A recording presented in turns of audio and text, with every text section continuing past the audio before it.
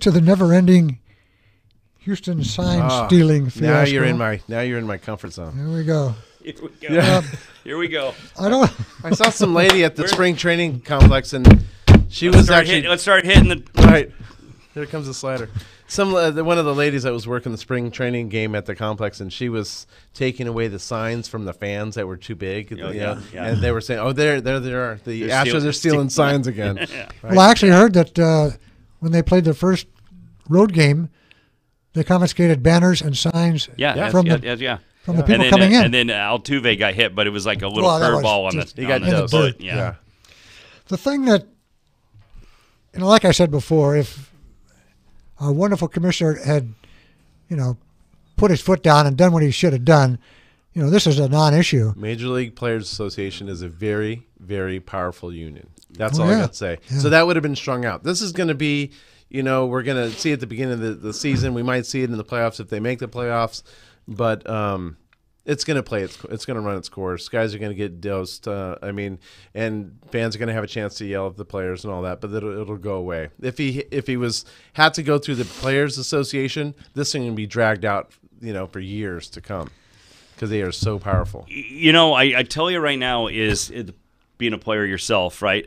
Players Association, I totally agree. It's the strongest of all the leagues, right? Right.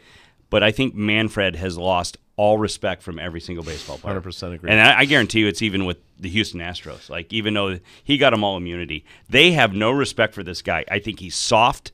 I think he's gutless. I don't think he has any huevos, rancheros. Remember, though, John, he is an employee of the owners. I totally agree. Right? So the owners this is going to blow over. They don't want to lose players. They don't want to. They still have a solid organization.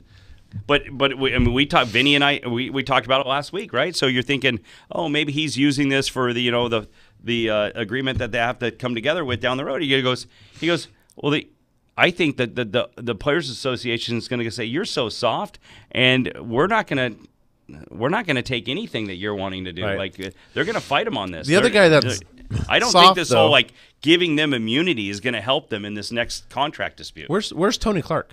Yeah, he's been quiet. Right. Yeah, haven't heard much out of him. No. Right. He's not saying anything. So Manfred, yeah, of course, but he's in a tough spot. There's a lot of things I think he should have done, but I think Tony Clark should have stepped up and said, "Hey, I'm representing the bulk of the players, and you guys cheated, and we should take a stand here." So I guess when you look at the owners, right? You look at the whole owners, and you look at, say, the NFL owners. Jerry Jones has a lot of power, right? He has a lot of power.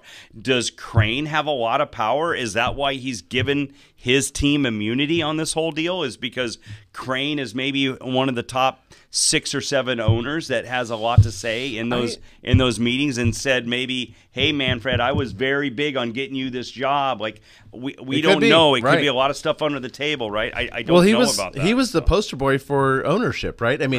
They lost 100 games, like 7 years in a row, and all of a sudden they rebuilt, the natural way, or the organic way, and they drafted all these great guys, and so he was the poster boy. But after you look at all the conversations, right, you're like, hey, here's 2 things that I learned in the last month.